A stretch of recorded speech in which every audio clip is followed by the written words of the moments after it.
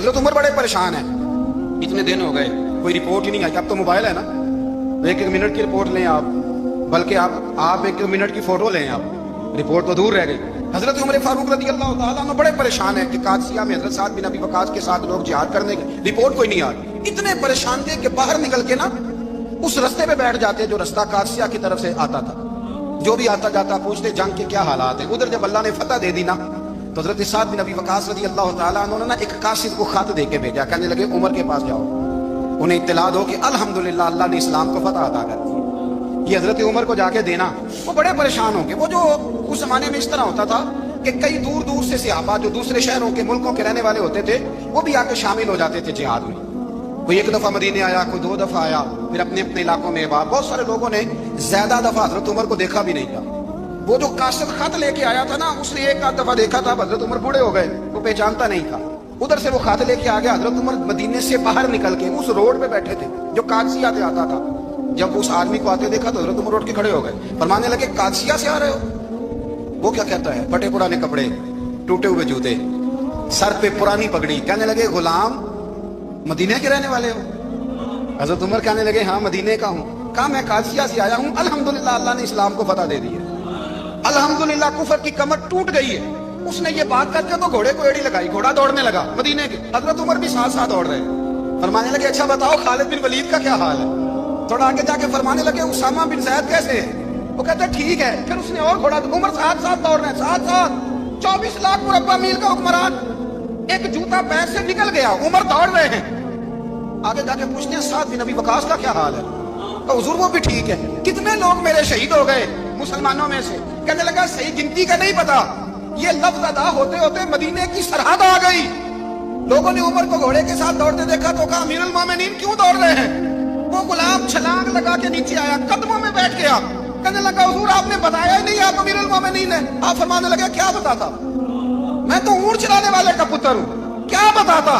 وہ عمر ہوں جس نے اپنے گناہوں کا حساب دینا ہے، کیا بتاتا؟ جو سعد بن ابی وقاص کو جہاد پہ بھیج کے کچھ بزدلوں کی طرح گھر میں بیٹھا ہے، کیا بتاتا؟ کوئی حیثیت نہیں، کوئی تعلق. تو نے اچھا کیا، تو مجاہد تھا، مجھے ساتھ ساتھ دوڑایا، تو نے اچھا کیا. جتنے لوگ تھے چیخیں مار کے رونے لگے. حضرت فاروق اعظم سے کہنے لگے عمر جب تک تیرے جلوے رہیں گے اللہ کامیابیاں ہی عطا فرمائے گا، جب تک تیرا رنگ رہے گا اللہ تعالیٰ نوازتا ہی رہے گا. کچھ نہیں کبھی اپنا آپ ظاہر ہی نہیں کیا. بہت بڑے تھے، بہت بڑے تھے حضرت عمر، بڑے تھے. حضرت ابو رافع غلام تھے، قرآن پاک بڑا سونا پڑھتے تھے. حضرت عمر جب بھی انہیں ملتے کہتے ابو رافع تو عمر سے اچھا ہے، قرآن بڑا شاندار پڑھتا ہے. تو وہ کہتے حضور اگر میں قرآن صحیح پڑھتا ہوں تو آپ کو قرآن کی تشریح زیادہ صحیح آتی، آپ بھی تو مجھ سے افضل ہیں. تو آپ فرماتے نہیں پھر بھی تو مجھ سے افضل ہے. کیوں؟ اس لیے کہ تو اپنے آقا کی نوکری بھی ٹھیک کرتا ہے اور رب کی عبادت بھی ٹھیک کرتا ہے، اور مجھے خالص صرف عبادت کرنی ہوتی ہے وہ بھی ٹھیک نہیں کر پاتا. ساری زندگی اپنا محاسبہ، ساری زندگی اپنے گریبان میں دیکھا، ساری زندگی اپنے آپ کو پرکھا، اپنے آپ کو ٹٹولا. 62 سال عمر بیت گئی. حضرت حذیفہ بن یمان ایک صحابی تھے، میرے نبی کریم علیہ السلام نا ان سے راز کی باتیں کرتے تھے. ہر بندے کا ہاضمہ ٹھیک نہیں ہوتا، سب سے راز کی بات نہیں کرنی چاہیے. حضرت حذیفہ بن یمان کہتے ہیں حضور راز کی باتیں بتاتے. مدینہ منورہ میں جو منافقین تھے ان کی لسٹ بھی نبی پاک نے حضرت حذیفہ بن یمان کو دی تھی. جب کوئی مشکوک آدمی مر جاتا نا تو صحابہ کہتے ہیں ہم دیکھتے اگر حضرت حذیفہ نے جنازہ پڑھا ہے تو ہم بھی جنازہ پڑھ لیتے. نبی پاک نے بھی کچھ جنازے نہیں پڑھے. ترمذی میں ہے فرمایا عثمان سے جو بغض رکھے اس کا جنازہ نہیں پڑھیں گے. حضرت حذیفہ بن یمان اگر جنازہ پڑھتے تو لوگ پڑھتے، وہ نہ پڑھتے تو لوگ جنازہ نہ پڑھتے. حضرت حذیفہ بن یمان کہتے ہیں جناب عمر فاروق کی خلافت کے آخری ایام تھے، کچھ دنوں کے بعد وہ شہید ہو گئے. فرماتے آدھی رات کا وقت تھا، میں گھر میں سویا تھا بڑا بے فکر، اچانک میرے دروازے پہ دستک ہوئی، میں گھبرا کے اٹھا. اتنی رات کو کون آیا؟ کہتے قربان جاؤں. دروازے پہ گیا تو امیر المومنین فاروق اعظم دروازے پہ. میں نے کہا عمر کوئی حکم تھا تو مجھے بلا لیتے. کہنے لگے میں نا امیر بن کے نہیں آیا، تیرا ویر بن کے آیا ہوں. امیر المومنین کی حیثیت سے سرکاری کام سے بلاتا تو وہاں بلاتا، مجھے ایک ذاتی کام پڑ گیا. کہتے میں نے عمر کو گھر کی اندر بلا کے چارپائی پہ بٹھایا. میں نے کہا حضور میں غریب آدمی ہوں، میں کیا آپ کے کام آ سکتا ہوں؟ تو کہتے انہوں نے نا مجھے ساتھ بٹھا لیا، پھر میرا ہاتھ پکڑ لیا. کہنے لگے تو عمر کو جانتا ہے؟ عمر جھوٹ نہیں بولتا. تو جانتا ہے؟ عمر وعدوں کا پکا ہے. کہا حضور جانتا ہوں. کہا میں اس وقت آیا ہوں جب دیکھ بھی کوئی نہیں رہا. حضرت حذیفہ بن یمان کہتے ہیں پریشان ہو گیا، حضور پہلیاں نہ بجھوائے، مہربانی کر بتائیں کدھر آئے ہیں. حضرت عمر فاروق فرمانے لگے 62 سال کا ہو گیا ہوں، 63 میں چل رہا ہے، داڑھی سفید ہو گئی ہے، फल पक गया, उठ फरीदा सुत्या, दाढ़ी आ गई कूद, अग्गा नेड़े आ गया, पीछा रह गया दूर। अब ना अब कब्र अशर का मामला साफ नजर आने लगा है। कहा हुजूर मुझसे क्या चाहते हैं? हजरत उमर रो पड़े, कहने लगे आज मैं इशा के बाद निकला हूं तो नबी पाक के सहाबा मुझे नेक कह रहे थे, फिर मैंने बच्चों की माँ से और बच्चों से भी पूछा है, वो भी मुझसे राजी हैं। और उजाफा तेरे साथ नबी पाक राज की बातें करते थे, सच बता कहीं उमर का नाम मुनाफिकों में शामिल तो नहीं? सच बताओ, उन मुनाफिकीन में तो शामिल नहीं, कहीं ऊपर ऊपर से तो नहीं सारा कुछ? हजरत उजाफा बिन यमान कहते हैं मैं बाप के मरने पे इतना नहीं रोया जितना उमर के सवाल पे रोया। मैं कदमों में बैठ गया, मैंने कहा नहीं उमर, ये तो मैंने नहीं सुना, लेकिन ये मैंने नबी पाक से जरूर सुना है कि मेरे बाद अगर कोई नबी होता तो उमर इब्ने खत्ताब होता। ये मैंने अपने कानों से सुना है कि उमर जिस गली से गुजरे शैतान रास्ता बदल जाता है। ये मैंने अपने कानों से सुना है कि 950 साल हजरत जिब्रील जनाब उमर की शान बयान करें तो फिर भी बयान नहीं हो सकता। ये मैंने जरूर सुना। दोस्तों, सारी जिंदगी हजरत उमर ने अगर दूसरों का मुहासबा किया तो अपना और अपने बच्चों का भी कड़ा ख्याल रखा, अपनी जात पर बड़ी तवज्जो दी। जो लोग अपना भूल जाते हैं ना, हमें अपनी सेहत का बड़ा ख्याल है लेकिन अपनी रूहानी जिंदगी का कोई ख्याल नहीं है। हजरत उमर फारूक रदी अल्लाह तआला अन्हु ना बाहर वालों का भी बड़ा सख्त हिसाब करते थे। बड़ा एक गवर्नर साहब ने लिबास बड़ा शानदार पहनना शुरू कर दिया था तो हजरत उमर ने उतरवा के ना तो उन्हें टाट का लिबास पहना के तो ऊंट चराने की ड्यूटी दे दी थी। इतना सख्त एहतसाब करते। कसाई की दुकान पर भी 1-2 घंटे खड़े होते थे। जो आदमी मुसलसल 2 दिन गोश्त खरीदता था ना, फरमाते थे इसका टैक्स बढ़ा दो, लोगों को दाल नहीं मिल रही और ये रोज गोश्त खाता है। हजरत फारूक आजम, उसको जजिया कहा जाता था, या कुछ और मामला होते तो बढ़ा देते थे। मुसलसल जो 2 दिन आदमी गोश्त खाता था, फरमाते थे मदीने में गुर्बत है, अगर ये वाला निजाम तुम करोगे तो गरीब लोग किसकी तरफ देखेंगे। लेकिन उससे ज्यादा बढ़कर जो उनकी जिंदगी का म्यार और स्टेटस था वो ये था कि अपने घर का खास ख्याल रखते, खास तवज्जो करते। मुल्क शाम से और ईरान से कुछ लोग आपकी खिदमत में आए तो वहां से कुछ कनीजें भी आई, उनके बादशाह का पैगाम लेके। शाह ईरान की कनीज को मलका ने कहा कि ना हजरत उमर की जौजा को देख के आना जरा किस तरह की। हमारे मुल्क में क्या कहते हैं, खतून अव्वल, बाकी सारे दोनों में खतून अव्वल, जरा खतून अव्वल को देख के आना। तो वो जब आई ना घर में मिलने तो कहा कि मुझे मेरी मलका ने कहा था कि उमर की जौजा से अहलिया से मुलाकात करके आना। तो हजरत उमर की अहलिया ने ना एक जोड़ा कपड़ों का दे दिया मलका के लिए और एक खुशबू की शीशी दे दी। अब जब वो तोहफे वहां गए तो उस मलका ने ना कुछ सोने का सामान भेजा, कुछ जेवरात भेजे, कुछ तहाइफ भेजे। जब हजरत उमर के घर आए ना, वो खादिम लेके आया, उसने कहा जी आपकी अहलिया ने तोहफे भेजे थे। तो जवाब में शाह ईरान की बीवी ने, यहाँ जिस मुल्क का वो सफीर था, उन्होंने भी ये भेजे। हजरत उमर फारूक ना वो तोहफे लेके घर गए तो जाके कहने लगे अपनी अहलिया से, ये तू कब से तोहफे तहाइफ भेजने लग गई है, ये कब से निजाम शुरू हो गया? तो कहा हुजूर तोहफा देना लेना तो ठीक है, सुन्नत है, मोहब्बत बढ़ती है, तो ये कोई कबाहत नहीं, और मैंने अपनी जाती इस्तेमाल के लिए जो चीजें रखी थी वो मैंने दी हैं। हज़रत उमर फारूक रज़ी अल्लाह तआला अन्हु फरमाने लगे, हमने किसी मुल्क के साथ और उसके बादशाह के साथ जाती ताल्लुक नहीं बनाना, ताल्लुक जो भी बनेगा रसूलुल्लाह के दीन की बरकत से बनेगा। जाती रिश्ते नहीं हमने कायम करने। जाती आपके मुल्क की जो एयरलाइन जिसका हर साल खसारे का ढंढोरा पीटा जाता है ना, वो हमारे बादशाह साहब और सदर साहब अगर गैर मुल्कियों को घोड़ा कभी भेजना हो ना, घोड़ा, तो पूरा एक जहाज घोड़ा लेके तोहफे में जाता है, पूरा जहाज गरीब कौम का ये सरमाया। और कौम बड़ी बादशाह है, लाइनों में लाके वोट देती है। 2 काम हमेशा लाइन में लाके करने, एक बिल लाइन में लाके जमा कराना है और एक वोट लाइन में लाके, ताकि फिर पूरे 5 साल लाइन में ही लगे रहे। मर्जी से आप वोट देना, पर जो बात दुरुस्त है उसको सुनो।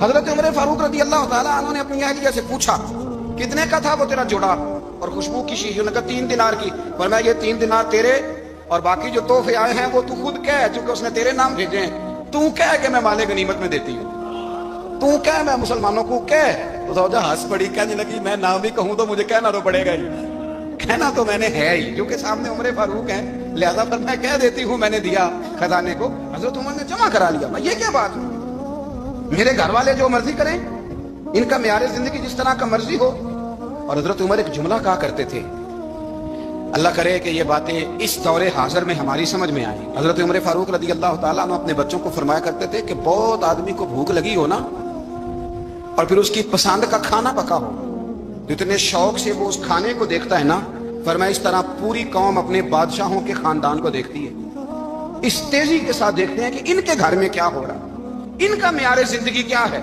इनका स्टेटस क्या है।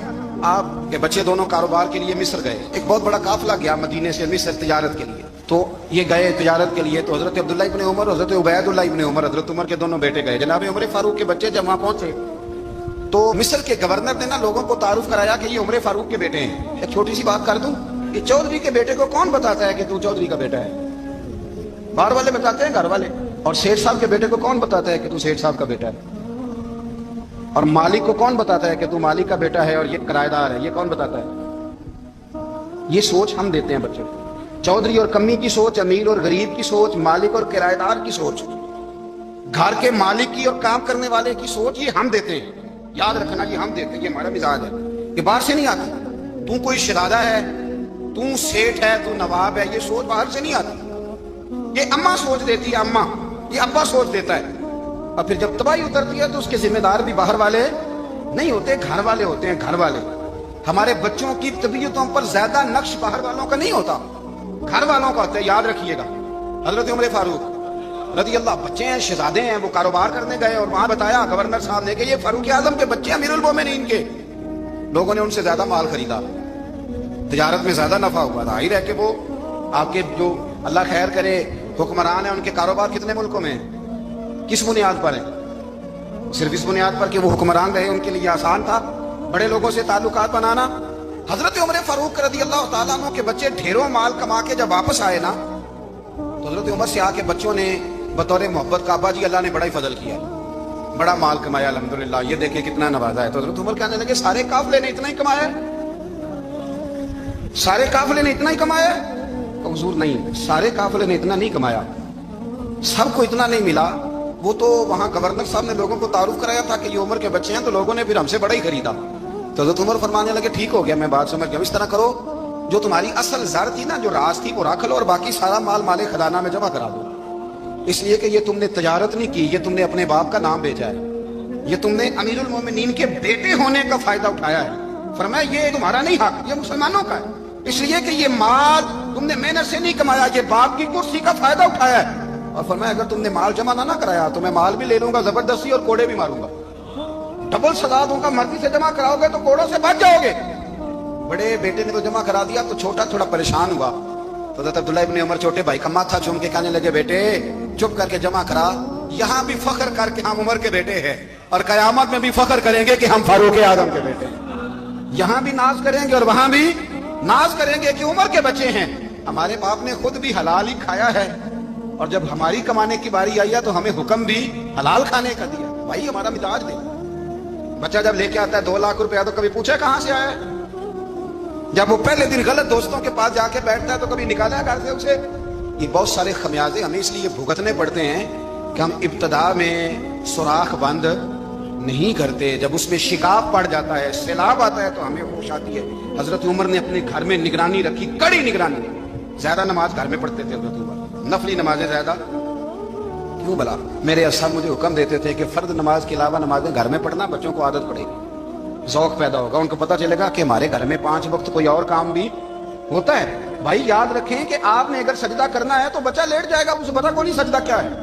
لیکن جب گھر میں کبھی قرآن ابا جی کھول لینا، میں اکثر کہتا ہوں جب ابا جی کا موڈ بن جائے نا لیکچر دینے کا، وہ گھر میں شروع ہو جاتے ہیں، کہتے ہیں آپ لوگ نماز نہیں پڑھتے اس لیے میرے کاروبار میں برکت کوئی نہیں، تم سویرے قرآن پاک نہیں کھولتے تو میں تباہ ہو گیا. تو میاں آپ نے کب گھر میں قرآن پاک کھولا تھا؟ آپ نے کب نماز پڑھی؟ آپ نے کب گھر کے اندر اللہ رسول کا ذکر کیا تھا؟ آپ نے کب حدیث چھیڑی؟ آپ نے بھی تو گھر کے اندر جب بھی آپ آئے ہیں تو آپ نے وہی کچھ کیا جو دنیا دار کرتے ہیں. آپ بھی تو اپنا موبائل لے کے الگ کونے میں بیٹھ رہے ہیں. آپ نے بھی تو کہا ہے کہ اب تمہارے چینل ختم، اب میری مرضی والا چلے گا.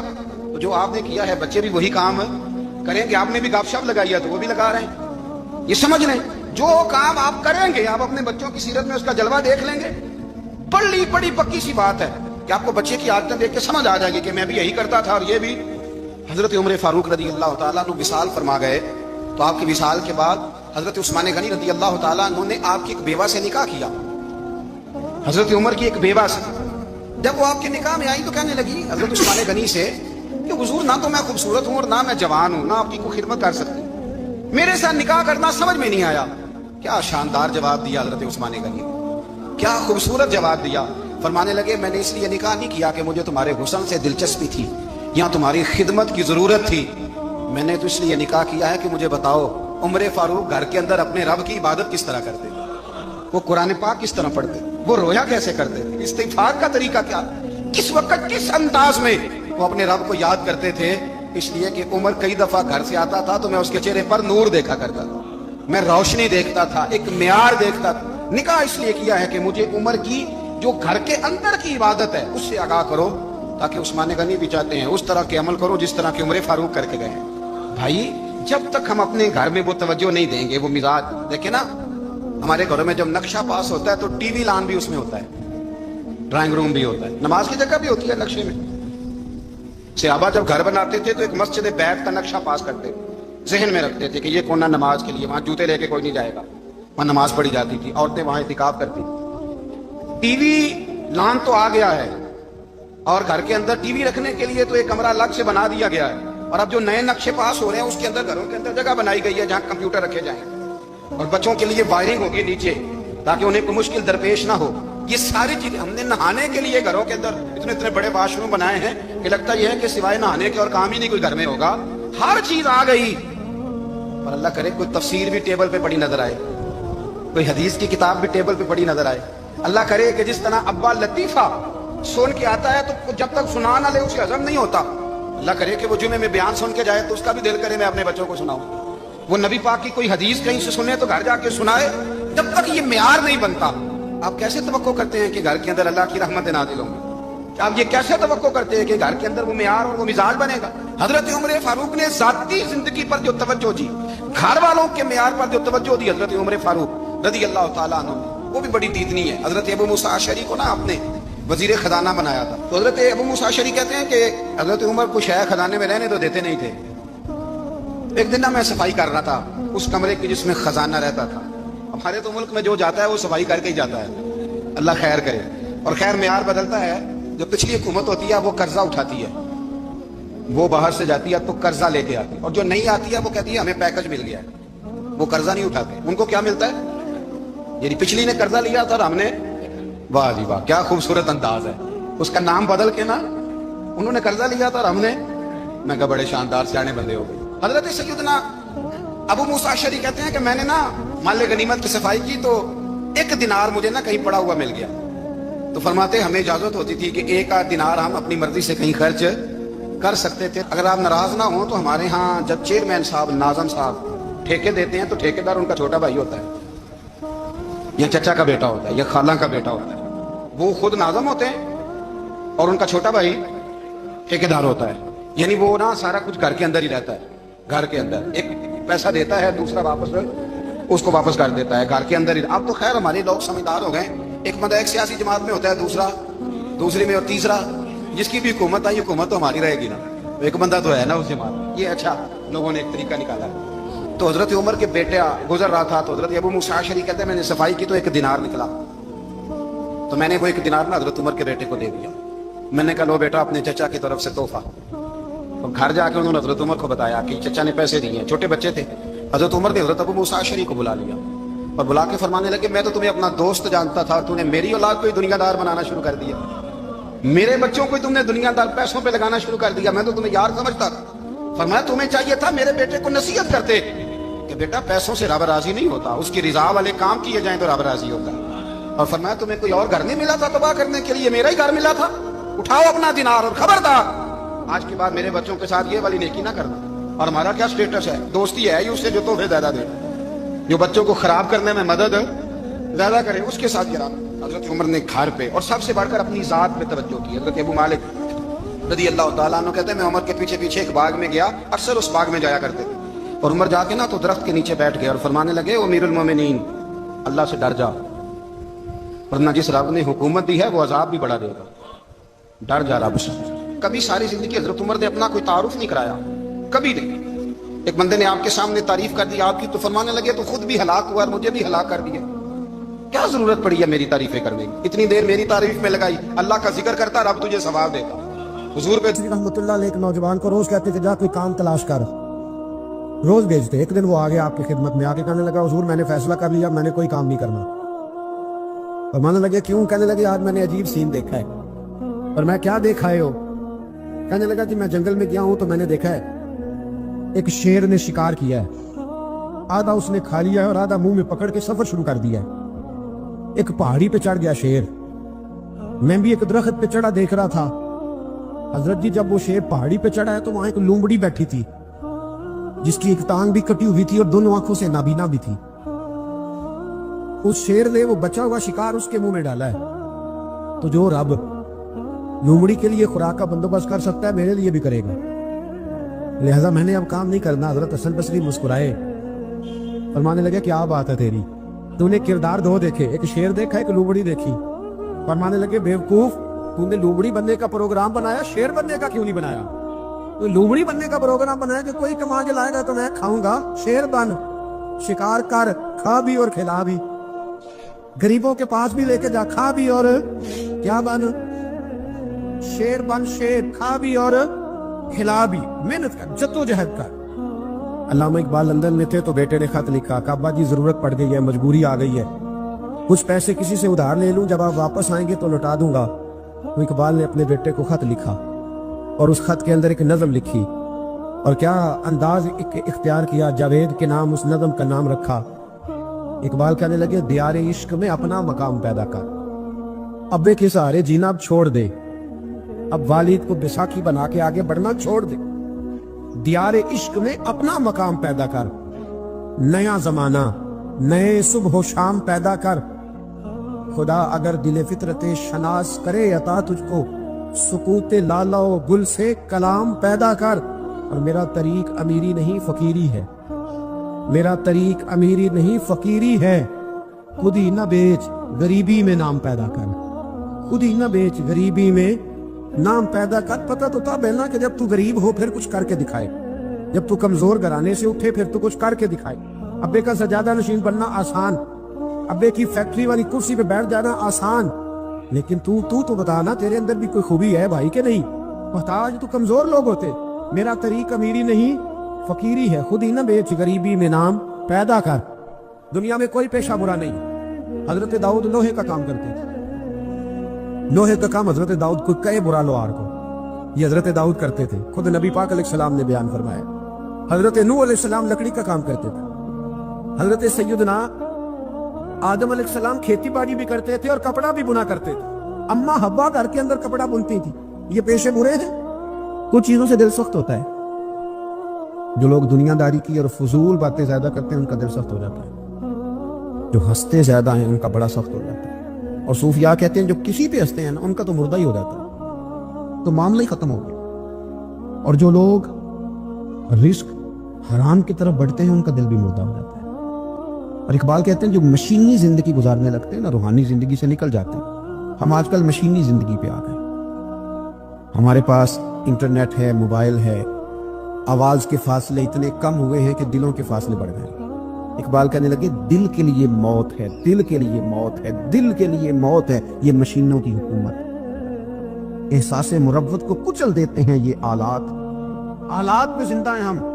دل کے لیے موت, اور کسی کے گھر جانا, دروازے پہ دستک دینا, اور کبھی خط لکھنا تو سوچ سوچ کے, کبھی کاٹنا تو پھر لکھنا. لفظ یہ اس کے شایان شان نے یہ جملہ میں نے بدل دیا. لیکن اب بے باکانہ گفتگو ہے, تو مجھے وائس کر دے میں تجھے وائس کر دوں گا, حال ہی کوئی نہیں. تو کیا کوئی سوچے گا, کیا کوئی لکھے گا, کیا کوئی اس میں خوبصورتی کا رنگ بھرے گا. سخت ہو جاتے ہیں دل جب آپ مشینوں کی زندگی میں زندہ رہتے ہیں. دل نرم کیسے ہوتے ہیں؟ میرے نبی پاک نے فرمایا یتیم کے سر پہ ہاتھ پھیر آپ تیرا دل نرم کرے گا. اگر زنگ لگ جائے دل کو تو اللہ کا ذکر کر, قرآن پاک کی تلاوت کر, اللہ تیرے دل کو نرم کر دے گا. اور پھر فرمایا کہ اگر دل سخت ہو جائے تو موت کو یاد کر, تیرا دل نرم ہو جائے گا. اچھوں کی صحبت اختیار کریں تو دل نرم ہو جاتا ہے. قبروں کی زیارت کریں, جائیں کبھی اپنے شہر کے قبرستان میں, غور کریں کہ وہ چودھری صاحب لیٹے, یہ علامہ صاحب لیٹے, وہ فلاں بہت بڑے افسر لیٹے, وہ دیکھو وہ میرا عزیز لیٹا ہے. وہ ہارون رشید نے کہا حضرت داؤد بھائی سے نصیحت کر دیں, تو فرمانے لگے باپ کدھر ہے تیرا؟ کہا حضور قبرستان میں, اماں قبرستان میں, دادا نانا بڑے بھائی سب قبرستان. فرمایا میں کیا نصیحت کروں؟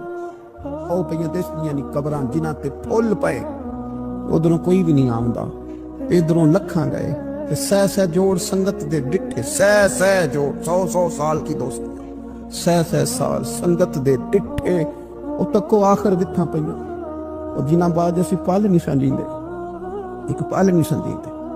پھر وہ شکلاں بھی یاد نہ رہیاں, सह सहजो का ये कोई कम है दिल को नरम करने के लिए? तेरे पास मौत का तज़किरा कब्रों की जगह को थोड़ी है। ये चीजें दिल नरम करती हैं, याद नरम करती हैं चीजें दिल। सख्ती तबीयतों की, मिजाजों की सख्ती, दूसरों के बारे में डांटे, जज्बात हमारे रवैये डांटे, हमारी तबीयतें सख्त। हज़रत अब्दुल्लाह इब्न मसूद रज़ी अल्लाह तआला अन्हु ने एक शख्स को जनाजे के मौके पे हंसता हुआ देख लिया, फरमाया आज के बाद तेरे साथ कलाम नहीं करूंगा। जिसका जनाजा देख के भी दिल नरम नहीं हुआ और कब्रिस्तान देख के भी दिल नरम नहीं हुआ, वो तो सख्त दिल बंदा। सख्त दिल बंदे से दोस्ती कभी नहीं रखूंगा। मैं तो दर्द दिल वालों से प्यार करूंगा। तेरे साथ मैं कलाम नहीं करता। तू किस तरह का शख्स है भाई, जिसे यहाँ आके भी हंसी आ रही है, मजाक सूझ रहा है? तो दिल की नरमी, मेरे नबी पाक सल्लल्लाहु अलैहि वसल्लम ने ना दिल पर, हमने ना कपड़ों पर बड़ी मेहनत की, हमने चेहरों पर बड़ी मेहनत की, हमने अपने ज़ाहिर को संवारने पर बड़ी, हमने अपने हक में बड़े बड़े लफ्ज याद किए, बड़ी कहानियां याद की, पर दिल के लिए मेहनत, इस पर मेहनत ही नहीं की। आला हज़रत फाज़िल बरेलवी कितने बड़े आलिम हैं, 1000 किताब के मुसन्निफ, और उनके फतावा मौजूद हैं कि इस बंदे का तलफ़्फ़ुज़ ठीक ना हो, यानी जो ज़रूरी कवायद हैं वो कुरान पाक के जिसको ना आते हो उसके पीछे नमाज नहीं। जो हा और हा में फ़र्क नहीं कर सकता, हमजा और आइन में फ़र्क नहीं कर सकता, वो अल्फाज का माना बिगाड़ देगा। लेकिन आला हज़रत उनके सूफी हैं, दरवेश हैं, इल्म के साथ तो एक और रंग भी बयान करते हैं। वो कहते हैं ये ना हो कि सिर्फ तू हुरूफ के हेर फेर में लगा रहे, सुगरे कुबरे ठीक करता रहे, दाराबा यादरिब के चक्कर में पड़ा रहे, और दिल पर तू तवज्जो ही ना दे। फाज़िल बरेलवी रहमतुल्लाह अलैह फरमाने लगे कि 2 उलमा ने कुरान एक दरवेश के पीछे नमाज पढ़ी, तो मुस्तहब जो कवायद थे ना, जिनके बगैर नमाज, वो ठीक नहीं थे जरा उनके। तो वो कहने लगे देखा जी इतने बड़े पीर साहब है और इनकी तो किरात ही ठीक नहीं, तलफ़्फ़ुज़ ही ठीक नहीं। हालांकि लफ्ज तासीर से बनते हैं, तलफ़्फ़ुज़ से नहीं। लफ्ज तासीर से बनते हैं, तलफ़्फ़ुज़ से नहीं। अहले दिल आज भी हैं अहले जुबान से आगे। उन्होंने कहा जी बाबा जी का तो तलफ़्फ़ुज़ ही ठीक नहीं। आला हज़रत ने लिखा है मलफूज़ात शरीफ में, फरमाते हैं फिर वो ना नहाने के लिए चले गए, नमाज पढ़ के फारग होके, तो वो पानी में उतर गए तो शेर उनके कपड़े उठा के ले गए। अब कितनी को देर पानी में रहते, निकले भी तो कैसे निकले, शर्म आती है। मुख्तसर लिबास पहन के वो गुस्ल करने के लिए गए थे, अब पानी में सर्दी, कितनी को देर बंदा पानी में रहे।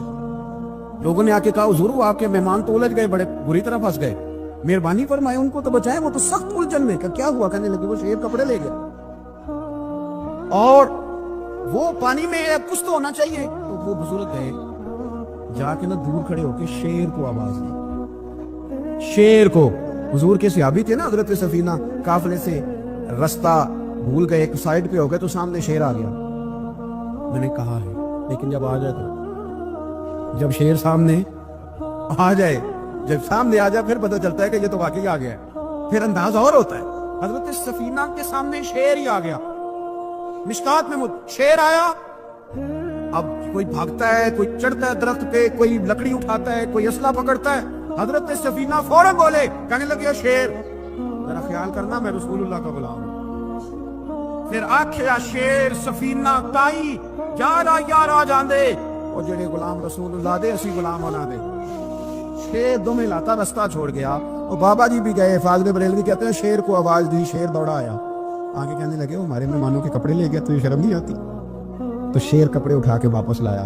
उन उलमा को, हजरात उलमा को कपड़े पेश किए। जब उनको पेश किए तो पेश करते ही बुजुर्ग फिर फरमाने लगे, कहने लगे मौलाना तुमने लफ्ज सीधे किए हैं, मैंने दिल सीधा किया। तुमने मेहनत करके ना लफ्ज ठीक किए हैं, लेकिन मैंने दिल ठीक किया है। दिल पाक होवे ते पाक ही मिलता है, ते बिना पाकों पाक नहीं मिलता। सारे जिस्म दे धोवन नालों एक टुकड़ा धोला दिल दा। हज़रत सुल्तान बाहू रहमतुल्लाह अलैह फरमाने लगे दिल काले नालों मुंह काला चंगा, दिल काले नालों मुंह काला चंगा, जे कोई रमज पछाने। अगर किसी को बात की समझ आए, दिल नहीं स्याह होना चाहिए, मुंह हो भी जाए तो काम चल जाता है। तो अपने दिल की सफाई पर देखे मेरे नबी पाक अलैहि वसल्लम ने इरशाद फरमाया कि रब ना तुम्हारे माल देखता है ना चेहरे देखता है, रब तो तुम्हारा दिल देखता है। और इमाम गज़ाली हदीस लाए हैं, हज़रत उमर फारूक रज़ी अल्लाह तआला अन्हु फरमाते हैं किसी ने हुजूर सल्लल्लाहु अलैहि वसल्लम से पूछा कि रब आसमानों में कि ज़मीनों में? जलवे तेरी ज़ात के कू बकू हैं, जिधर देखता हूँ उधर तू ही तू है। अल्लाह ज़मीनों में कि आसमानों में? तो हुजूर फरमाने लगे रब तो बंदा मोमिन के दिल में रहता है, अल्लाह तो मोमिन के दिल में है। मोमिन के दिल कितना बड़ा है वो दिल जिसमें रब है, रब की याद है, रब की मोहब्बत है। इसलिए हजरत उमर फरमाया करते थे मैंने दिल की आंखों से अपने मालिक की ज़ियारत की।